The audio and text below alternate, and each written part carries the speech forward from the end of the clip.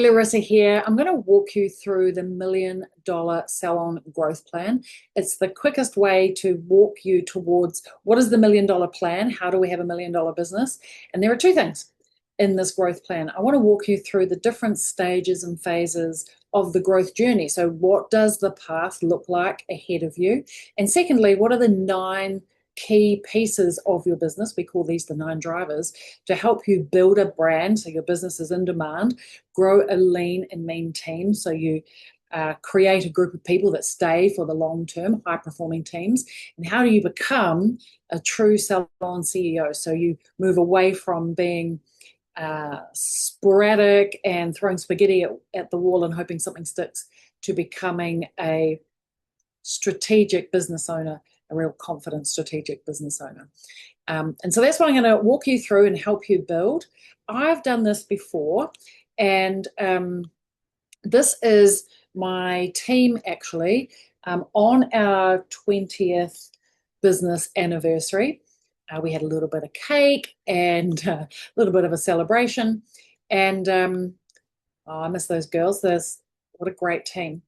But there was 27 on my team when I sold, and we fluctuated between about 27 to 30 people in the team at any given time. We were tapping on the door of a $2 million revenue. And now for the last 9 years, I've been running Salon Owners Collective and running the Salon Mastery Program. We've helped over 600 salon owners reach their goals and move towards becoming $1 million businesses. So if you're interested in hearing more about that, we'll talk about it at the end, because right now, back to you. Okay. Let's talk about the different stages and phases. And so there are a couple of places where salons get stuck. And what I mean by stuck is that they hit their head on the ceiling and can't grow anymore. So typically these lines mean that these are the typical places that we see salons getting stuck. And somewhere in the mix of between the number of team members and revenue. And so when I meet owners, I usually meet them when they bump their head on the ceiling and they're just stuck and they can't grow anymore, and they're 2 steps forward, 2 steps back and stuck. Or there's been a significant amount of growth and they've arrived at a place with a large team, lots of revenue, but things are just hectic and a mess, and they're feeling like, I'm overwhelmed and this is overcomplicated. And so what I want to do right now is just help you understand, like, what are the stages and where are you? What stage of business are you in right now? So let's do that. Well, the first is the operator phase. And the operator phase, most owners get stuck, bump their head on the ceiling, because the owner is completely booked out and the team have low bookings, lower client spend, and lower retention. I remember the day when I was so frustrated. I was fully booked out on the floor. My team were out the back chatting, having a good time. The phone was ringing, a client walked in the door, and I had to call out to them because I was doing all the work and they were at the back. That was in the very early stages of my business, and it's completely frustrating. But it is the roadblock to growth, because it means that you can't work on your business, and it's really hard to make a change because you're stuck in this, in this cycle. And so really the focus at this stage of business is like, how do we make the money go up? But how do we do that through building a brand and not being reliant on you? Like, really, to grow a business, the business needs to not be about you, because of you, but not about you. And so if we can do that, that means we can grow. And then we step into the manager's stage of business. And what you used to be able to do when you were a small, lean operating team is you could just catch people in the hallway and keep them up to date with what was happening or help them develop. But as your team start to grow, that actually starts to become incredibly hard, and systems and processes become inconsistent, and we start to experience a little bit of team drama. There's always somebody who's rolling their eyes or not going quite well. So the ability to manage your team becomes the roadblock to growth, because things become inconsistent. And what do you mean they don't know how to do the things that we obviously do around here? And so at this stage, we really need to become systems orientated. And we need to install some basic systems, like, how do we attract clients on demand so we become the business that everybody's talking about, but that they're not wanting to come and see you, they want to come and see the brand. And it's important that they come and see the brand, because if they come to see Jemima because of Jemima's reputation, when Jemima leaves, the clients leave with them. So we want the growth from the team, not from you, but we've got to be able to build a client system on demand. We need to create career pathways. We need to build culture with intent, not just because you're a nice person. We need to build the financial systems and your salon operating system. So the biggest word right now is consistency. Consistency builds a brand. So that is the goal of the managers phase. And if we can do that really effectively, and we can have everyone singing off the same song sheet, and then we get some growth, we'll find ourselves in what we call the leader stage of business, which is really great because we've installed some systems and processes. We've got some scaffolding now in our business. The challenge now is that we've been in business for a little while, and when we hit this phase, we often notice that people start to outgrow us. Our good people leave. Just when they're finally profitable and doing really well and we think we've sorted them out, they leave us. Well, that's not good. But good people need good leaders, and we need to be a respected leader and to be able to lead people into the future. When people run out of future, they will always leave us. And so our ability to retain team really becomes the roadblock to growth. And so good team members, high-performing team members, like to work for high-performing leaders, respected, trustworthy leaders. And so our goal at this stage of business with the size of team that we have is to how do we up-level our leadership? How do we become good at leading and retaining our people? And we need to have a good, solid plan for our top talent development plan. Otherwise, what happens, we spend the most of our time on the squeaky wheels and those that aren't performing, and our top performers outgrow us and they leave. And so if you've got a problem of people leaving you at the top, then we need to deal with that. So we can scale our client retention, our revenue, and obviously our team. So we need to become a great leader. I'm going to write become. Okay, so our people don't outgrow us. And if we can do that and we can level up our leadership skills and become a true leader, then we'll find ourselves in the Salon CEO phase of business. And what often can happen when you hit this phase is we reach a goal and we're like, well, I've done it. And we lose our vision and our purpose of what's next once we've achieved that goal. And we can get a little bit into a cycle of 2 steps forward, 2 steps back, and we just get stuck. And we're stuck here. And nobody wants to be stuck, including you, but also team want to follow someone who has good leadership, and you need a vision to be able to lead. What also happens in this stage is that now we've got quite an infrastructure of team and operations that you could easily get stuck in operations. And if you get stuck in operations, you will stagnate. You'll hit the ceiling. You'll bump your head on the ceiling and stop growing. So we need to now develop not only our managers, we want to install managers here, a good manager, daily operational manager, but here we want to start developing our leadership team so we can get out of daily operations and get back into focusing on scaling, reviewing, and refining. Because when you grow, when a business grows, it breaks things. And things break, and we need to update them and make sure that they're modern and worthy of the stage of business that we're in. And so we need to get you out of daily operations. You need to get really clear on what's next. Am I selling? Am I multiplying? Or am I optimizing? And one of the things that we're really aware of at this stage is that we don't want to grow revenue just for the sake of it. Maybe we do, but maybe we don't. We want to get really clear on what's our goal. And usually we want to change from here, we're all about doubling revenue and getting revenue up, but here we actually want to think about profitability, optimizing profitability and not growing just for growing's sake, and get really, really clear on what is the next plan ahead. So maybe you can recognize some of those roadblocks in your business. And I would love to know, like, what stage are you in? When we're really clear on the stage, then we need to have some visibility over the 9 drivers of the business. And I know that if we can get all 9 of these business steps installed, working, optimized, growth becomes inevitable. And so what I want to do now is just walk you through what are the 9 drivers. And I want you to assess whether or not how you're doing against these 9 drivers. It's a really good business assessment tool.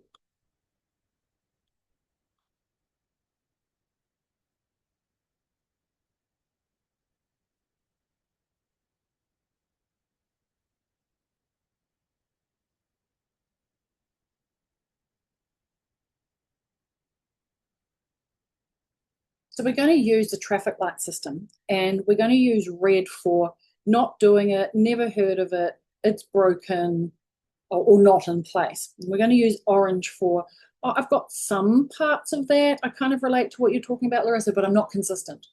I've got some of it, but not all of it. And green is, I fully have that installed, ready to go. It's optimized, systemized, and like it doesn't need me anymore because I have the system in place. Is that a good assessment tool? So we're going to start with building a brand. And the first thing that we want is we need to have a way to attract clients to our brand. So how do we build a brand? Build brand. And we call that the demand generator. And we want to have a systematic way that we know we can attract clients to our brand, not to Jemima or Sarah or Bob, but to the business. So you become the business that everybody's talking about because you've built in a brand. How do we establish a brand? So can you, do you have a systematic way of attracting clients? And you might go, well, I'm red if I'm like, I see white space and I panic and I think about doing some deals. Or you might be like, I've always got new clients, but they're mostly coming from referral or from reputation. I'm not actually in control of it. Or you might be green if you're like, I have a marketing system, I have an organic growth process, and I also have a paid process. And it's the same every month. I know what my marketing and sales and promotion is. I have a system and I know it works. All right, let's talk about the 100K client code, because if we can attract new clients, well, how do we serve the clients and how do we retain the clients over the long term?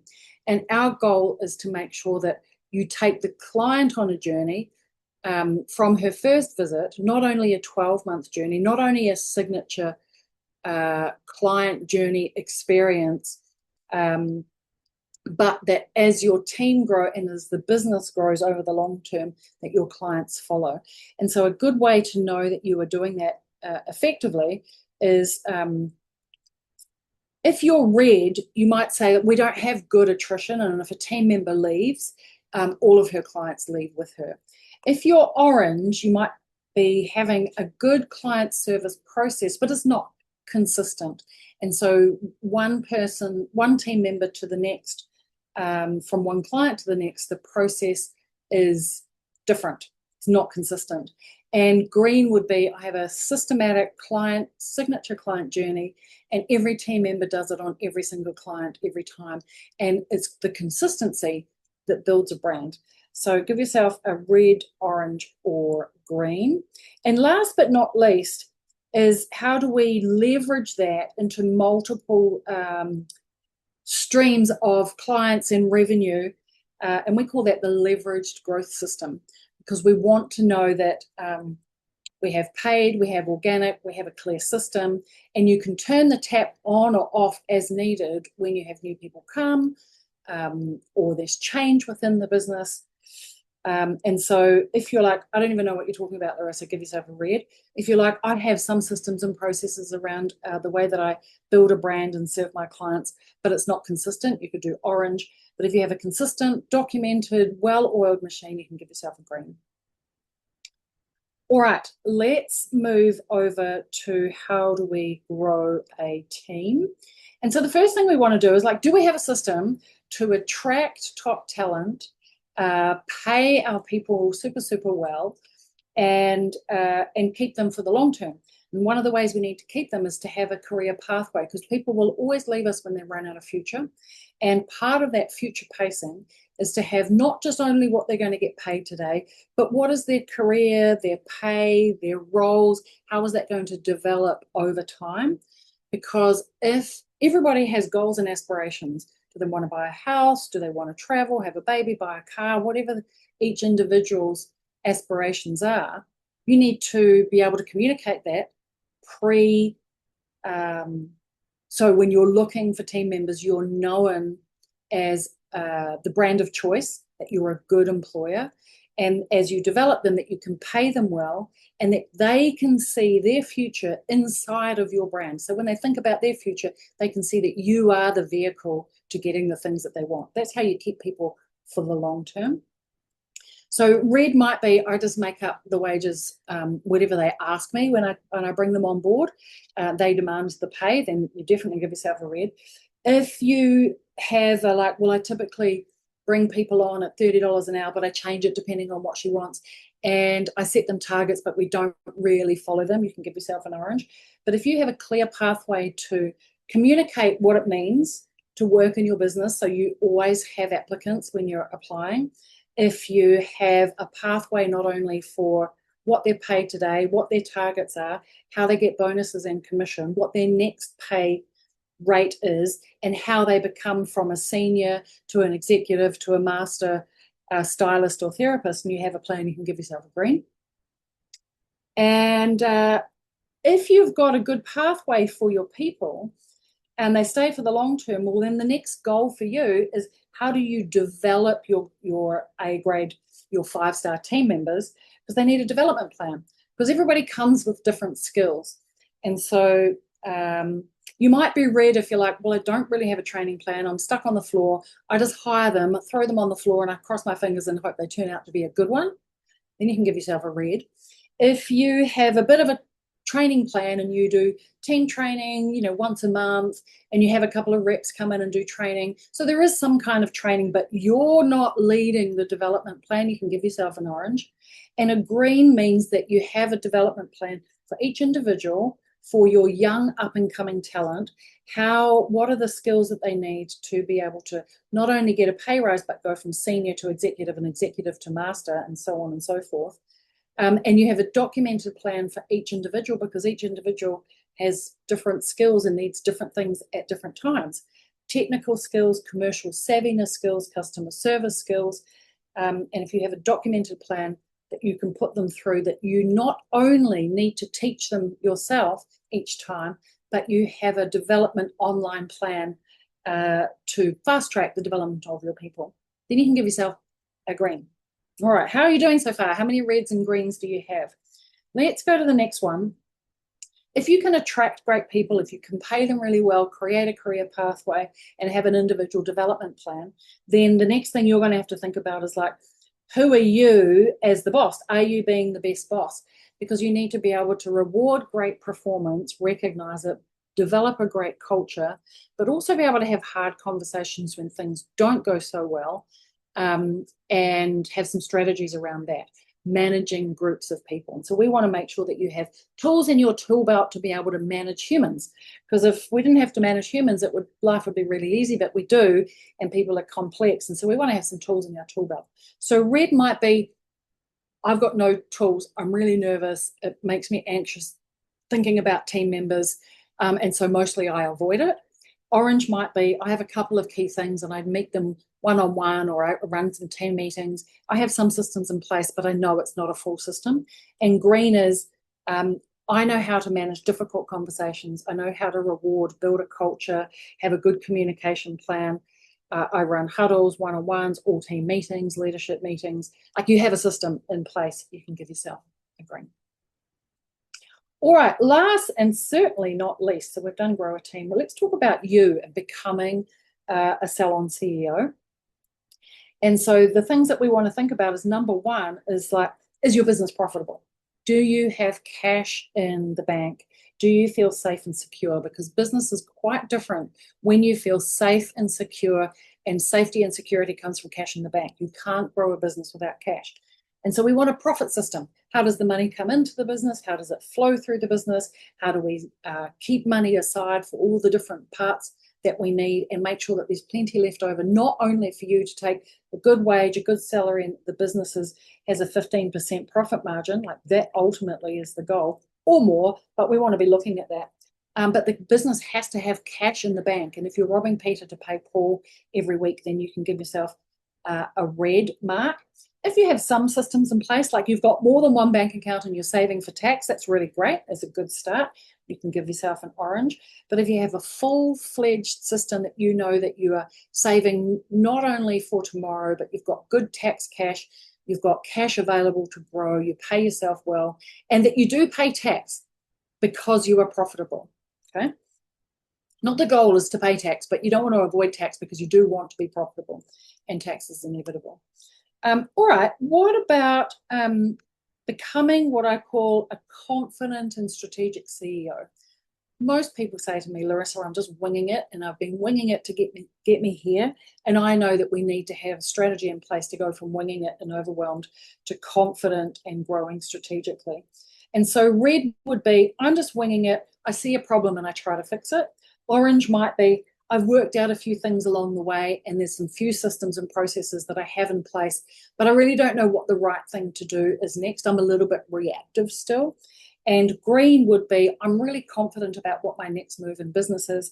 I have a 12-month plan in place, and I chunk it down into monthly or 2-monthly strategy plans, and I just implement because I'm really, really clear.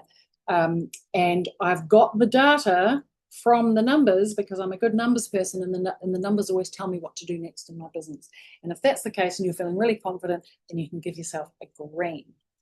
All right. Last but not least, I believe systems and processes shall set you free.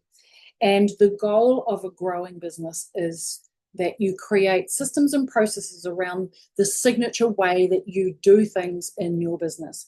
And then we want to lead our team to run the systems. So the systems run the business, the team run the systems, and you lead the team to run the systems effectively and consistently.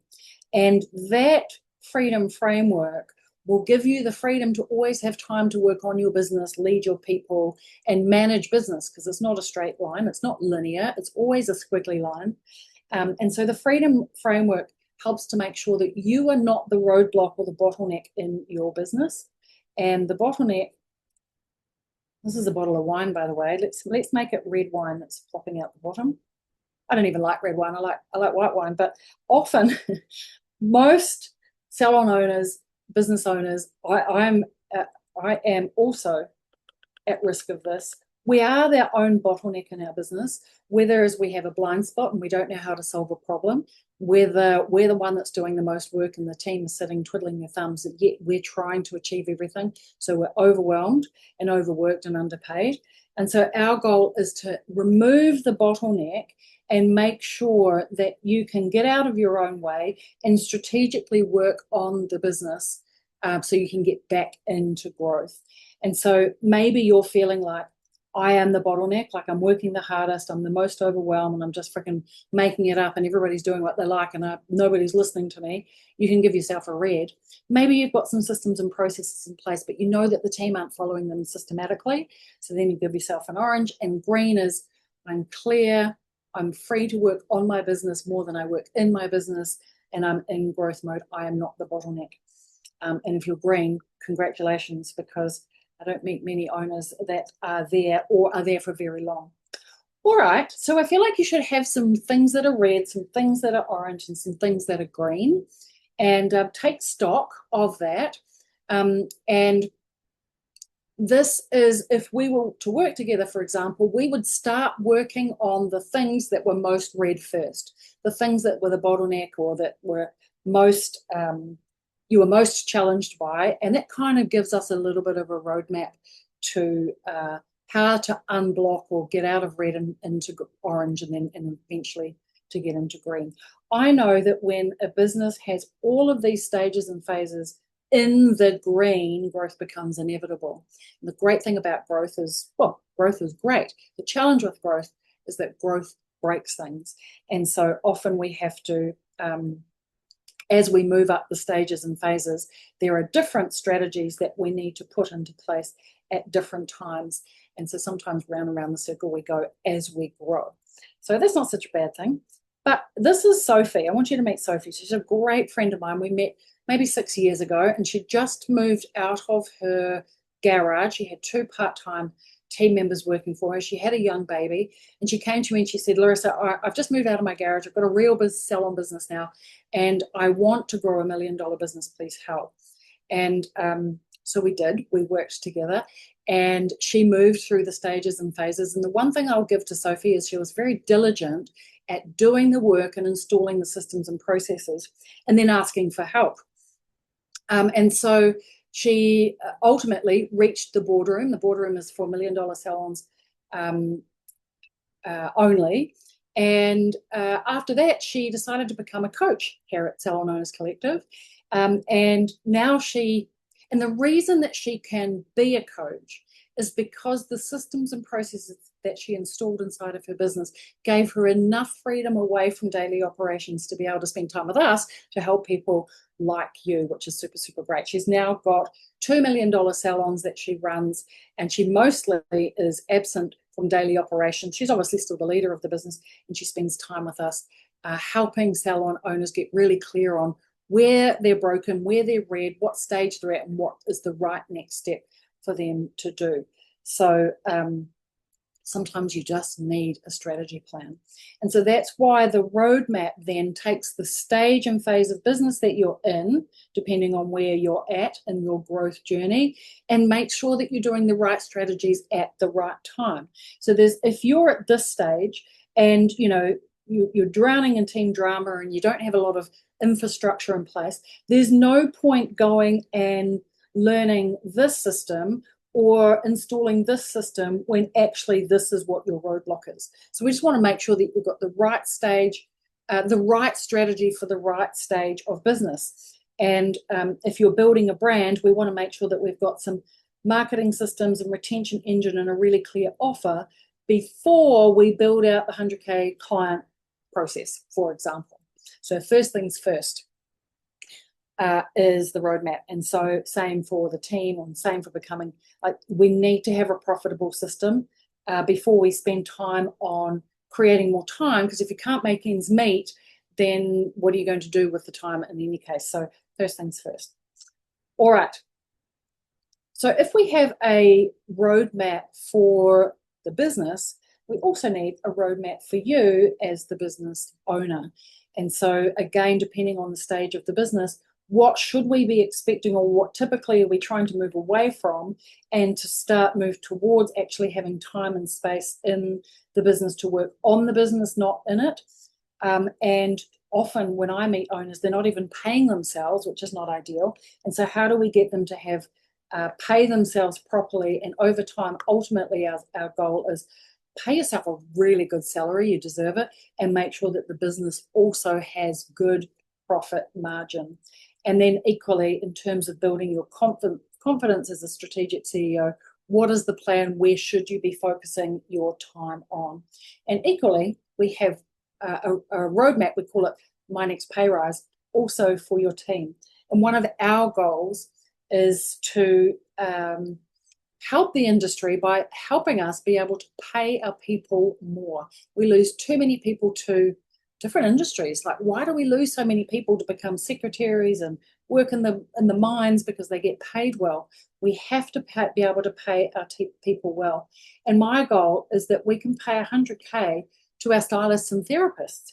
We need to have those people on the books. And so what is their journey? What is their roadmap?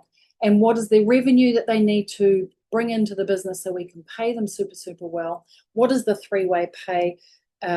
Wages, targets, bonuses, and commission. So they're really clear about what it is that they need to do to succeed. And then who are the clients? How do we help them build the right clients at the right stage that they're at to match skill level with the right type of client so they can continue to grow? We must create future for our people. I wanted to introduce you to Jo, actually, because she lives in the south, the deep south of New Zealand, which is like almost as south as you can get before the Antarctic. She lives in a small town. You can see it's a small rural town. There's not a massive population. And she complained to me one day. She said, I was just growing therapists up and then waving them off. And once I installed a career pathway, my team stayed longer, performed better, and became more profitable. She also runs $1 million salon in a small town. And the change for her, or the game changer for her, was that she could grow effective, high-performing team members without leaving. They would stay over the long term. And that means that she can run $1 million business, a high-profit, successful business, even if she's in a small town. Go you, Jo. I want to talk about 2026 and, the journey that we're on, and just sort of quietly keep an eye on 2030, because unfortunately, 54% of salons are going to close between now and 2030. We already saw staggering numbers, between 2020 and 2025, lots of salons closing. And what's going to happen this year is, this is the year of what I call the Great Divide. And let's look at this triangle just for a moment, because our goal is to help more businesses have $1 million salons. Let's make it red. $1 million salon. Because I know at the $1 million mark, if one team member leaves, or a team member is sick or is away on holiday, it doesn't affect the business so dramatically like it does when the business is small.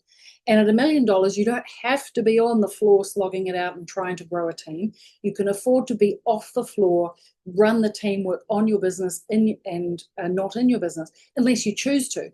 You can choose to be on clients if you have the time, depending on your growth initiatives, but not because you have to contribute to revenue. And I think that's a really great place to be. And so we want to build more $1 million salons. But, they're at the top. They're at the top 10% of salons. Only the top 10% make it to the $1 million mark. And I believe in order for you to make it to the $1 million mark, you need to behave like the 1%. Like a top athlete. You need to know the strategies and the secrets and the behaviors of the top 1%, so you can sit in this top 10%. It's a bit like reach for the stars, but you'll land on the moon. And so that's our goal, is to build more salon CEOs who operate in the top 10%. Now, why is that important? Why should we do that, other than it being a nice idea? Well, in 2025, 26, and as we start to think towards 2030, this bottom of the market in terms of major majority. So let's go high volume salons. So which will go high volume, lots of clients, low cost. There's a real place when there's pressure on the market, costs are rising, interest rates don't know what they're doing. People start to think about cost. And businesses like Amazon, Google, big, large chain format salons, and the online buying experience, they chew the majority of the market, consumers, our clients. And so I think as a business that's trying to pay its people well, and margins get squeezed, and we just can't afford to compete on price, because the minute we compete on price, we're now competing in a market that we actually can't compete in. We can't compete with Amazon. We can't compete online. We can't compete with the high volume, low cost chains. And I think these people here are at risk, because unless you do something, either you become one of these, which you actually can't afford to do, or you decide to level up and become one of these and just not compete on cost. The problem with these people is the margins are shrinking. There just isn't any business margin. And these people are closing in droves. This is the group of people that will close somewhere between now and 2030. And so your choice, if you are not at the top of the market yet, is you have a choice to join the top of the market. And I believe to be able to do that, that top 10% need to create a premium experience, because in an online world, people crave human connection. They're online all the time. Their best friend is ChatGPT, and we want to have an experience. People will be more choosy about the experiences that they invest their discretionary cash. And so if we want to compete there, we have to compete there, and we have to be able to be in the top 10% and serve those premium clients who choose to invest their discretionary cash, not in high volume purchasing of stuff and junk, but to have experiences and invest in themselves, to look good, feel good, be healthy and wealthy. The beauty, health and wellness market is kind of emerging into its own emerging market of its own. And I think you have an opportunity to be part of that. We want to be part of that, and we want to help you achieve that. Be in the top, let's call it the 1%, shall we? And we believe for you to be in the top 1%, you need to behave like the 1%, and these are the things we want to help you do. We believe that you need to build a micro brand, not just have another selection of services, because every salon does balayage, haircuts, facials, and Brazilian waxing. Like every salon does that. So how do you stand out from all of the other salons in your local market? You need to build a micro brand. And part of building a micro brand is delivering a really signature service or signature client experience that really identifies that it's you. That consistent experience is the thing that will not only make clients feel safe and secure, and that they're going to get the services that they want and they need, and the services that they didn't know that they always wanted, but it's the consistency that builds a brand. And so we need to build a micro brand. We need to be able to deliver a signature client journey that differentiates you. Be the business that everybody's talking about. And to do that, we need to build a lean and luxe team. And what I mean by that is to be able to provide a luxury premium experience for clients. We need to have high-performing teams, and to be able to pay high-performing teams really, really well, because I think we should. If we want to keep great people in our industry and in your business, you need to have pay people really, really well. And so to do that, we need to build a lean, mean business machine.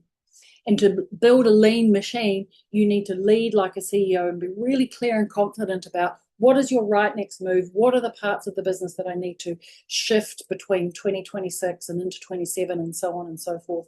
And really lead your people. Like good high-performing people need and want to work for high-performing and good leaders. Good leaders use systems and processes, because it's systems and processes that shall set us free and allow us to innovate. And we need to use technology to be able to scale, because the old way of doing things is just too slow now. We definitely need to make profit on purpose. A business needs cash to grow. We can't risk having a financial business model that means we just hope and pray that there's some cash left over at the end once we've paid our bills. Like those days are gone. We could get away with that pre-2020. We just can't do that anymore. So we need to have a profit plan on purpose. And we want to be able to have a career pathway to develop our people, not just a bunch of staff that come and go and have a revolving door. We want to be able to develop careers so people stay with us for the long term. Does that sound good? I'm really excited about that, and I want to invite you to come and be part of the 1%. In Salon Mastery, one of our goals, and I think this is the goal of 2026 and beyond, is that the first goal should be to double our revenue. And the majority of salons are at 300 to 500K per annum.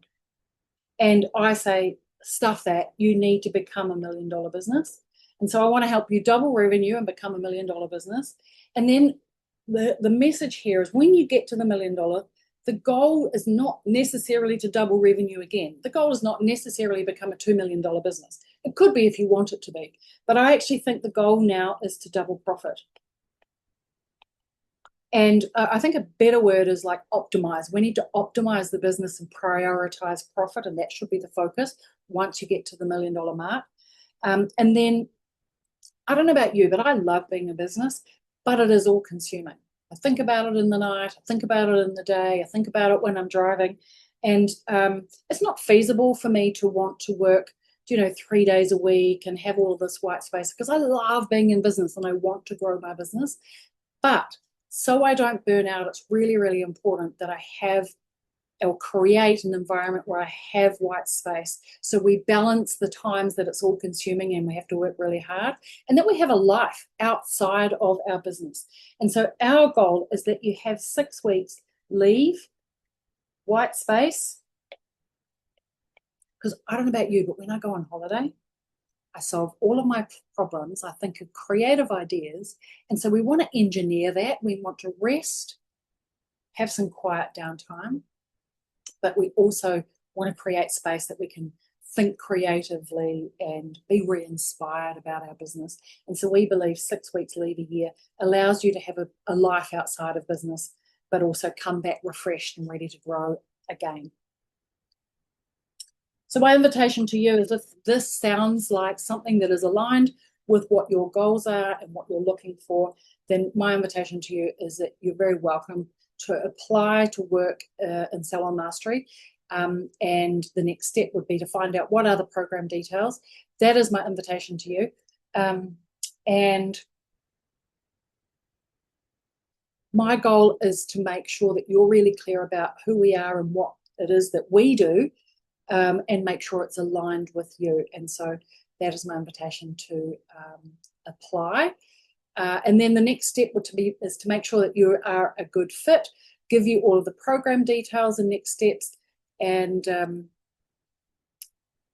so my invitation is to book a strategy call. Let me know a little bit about you and your business. There's a couple of simple questions in the application process, and then you can go through my calendar and find a time to book, and we'll have a quick chat and let's see if this is a good fit for you. I hope that has been super insightful. I would love for you to come and DM me and let me know, like, what were your takeaways? What stage of business are you in? What are the things that you need the most help with? And what are you inspired for in 2026 in terms of growing a profitable and successful salon? Thanks for tuning in. And that is all from me for now. And I really do look forward to hearing your takeaways. Send me a DM. All right. Ciao for now.